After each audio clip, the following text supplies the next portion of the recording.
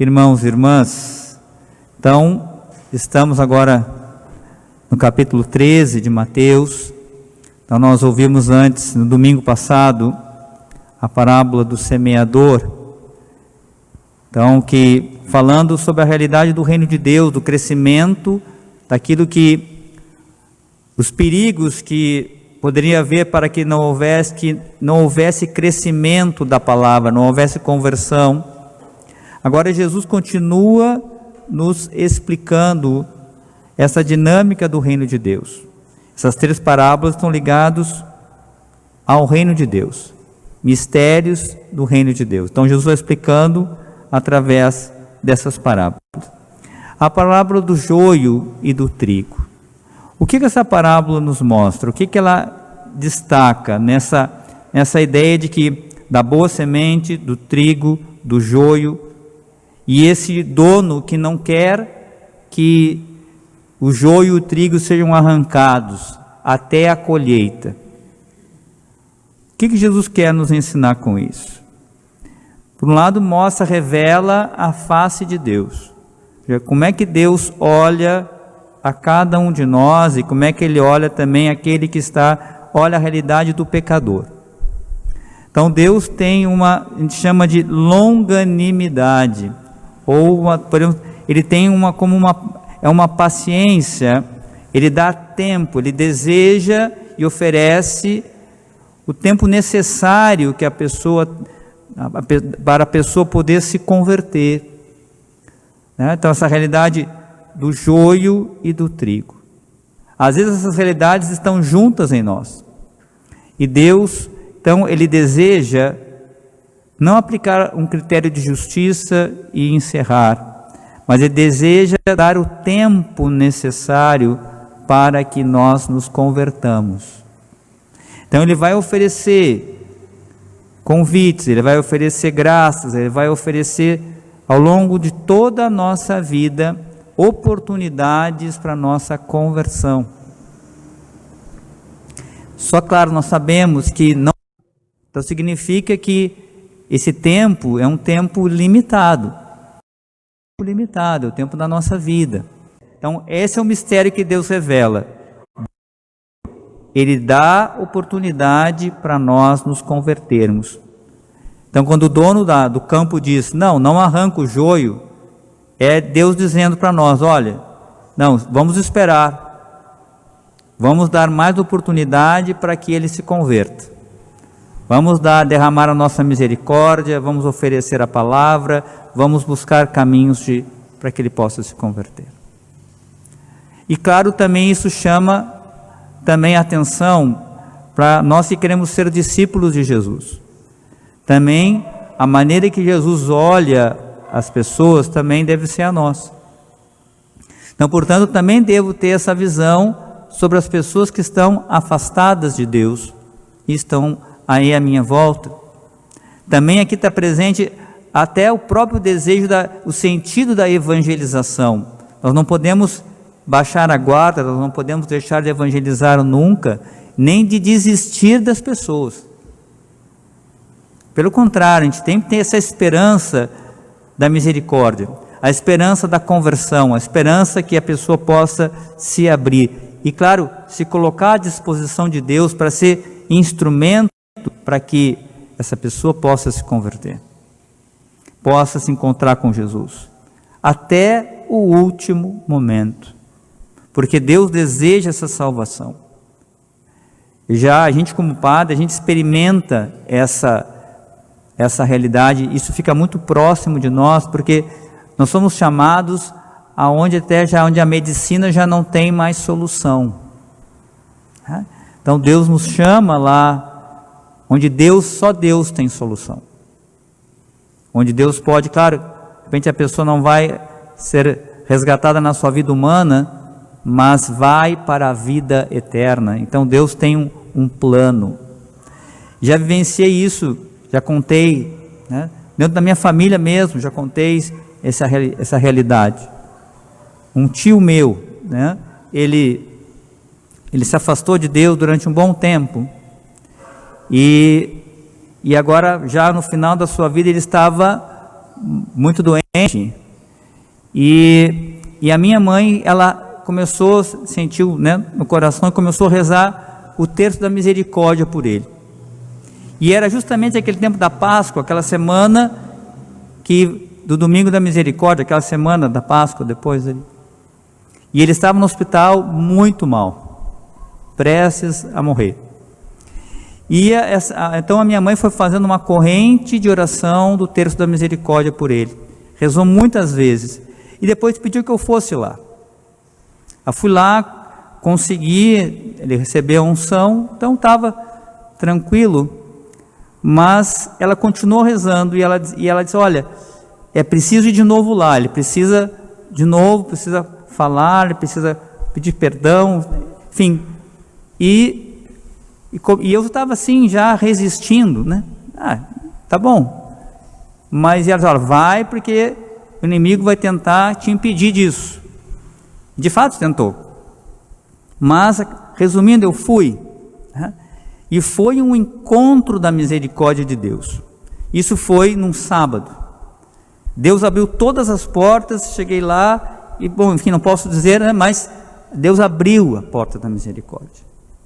E ele realmente se abriu a misericórdia divina. Se abriu. E isso, gente, foi num sábado. Ele faleceu na madrugada do domingo. E sabe que domingo que era? O domingo da misericórdia. No domingo da misericórdia, ele faleceu. Então veja, Deus tem esse desejo de salvação. Então ele dá o tempo, ele oferece até o último momento da vida da pessoa o seu perdão, a sua misericórdia. Então por isso nós jamais podemos desistir disso. Enquanto a vida, nós vamos lutar e vamos ser instrumentos de Deus de misericórdia para tentar, quem sabe, aquele joio, Deus pode transformar esse joio em trigo. Nós temos que ter essa confiança que Deus pode transformar o joio em trigo. Então nunca devemos desistir. E mesmo depois da morte, vamos rezar pela pessoa. Vamos oferecer missas, vamos oferecer sacrifícios, vamos lutar para que ela possa ter sido acolhida por Jesus. Então essa parábola nos estimula também na nossa evangelização, nesse desejo também de ter essa esperança na conversão do irmão. Claro, também na nossa, mas esperança na conversão da pessoa, que ela pode se salvar, que Deus pode transformar aquela realidade. Então não vamos desistir, nem vamos nos acomodar. Temos que ser muito vigilantes nisso, especialmente nesses momentos limites da vida. Porque o inimigo ele começa a criar barreiras nessas horas. Bota pessoas, bota situações, e a gente mesmo às vezes vai se distraindo e não presta atenção. Então temos que ter cuidado. Então Deus cerca a pessoa e Deus deseja. É isso que Jesus está falando aqui. A parábola da mostarda, ela revela o quê? Que o reino de Deus, ele começa pequeno, só que ele tem a força de Deus, a graça de Deus nele. E ele, se nós perseverarmos e realmente nos colocarmos como instrumentos de Deus, a obra vai crescer e se tornar grande no tempo de Deus. Então, isso é também uma tentação muitas vezes para nós, porque às vezes Deus pede algo para nós e nós desanimamos porque, é muito pouca gente, isso aqui é muito pequeno, uma oração, para que serve? Para que eu vou rezar o terço? Para que eu vou ir na missa? O que adianta? O que vai mudar? E a gente não faz, e aí a obra não acontece. Então é um grão de mostarda, que Deus pede que você vá lá semear o grão de mostarda, faça o seu grão de mostarda. Deus vai fazer crescer. E persevere, se nós temos discernimento que é a vontade de Deus, faça. Não importa se vai ter sucesso, se não vai ter sucesso, se vai ter muitas pessoas, poucas pessoas, isso pouco importa. O que importa é, de fato, se nós estamos fazendo a vontade de Deus. Então, o céu vai ser pequeno no início? Vai. Mas vai se tornar uma grande árvore se a gente perseverar. E, por fim, a atitude do cristão, essa questão do fermento. Ou seja, o nosso testemunho. Como é fundamental que o cristão se dê conta disso. Jesus fala que a gente é luz no mundo, sal da terra.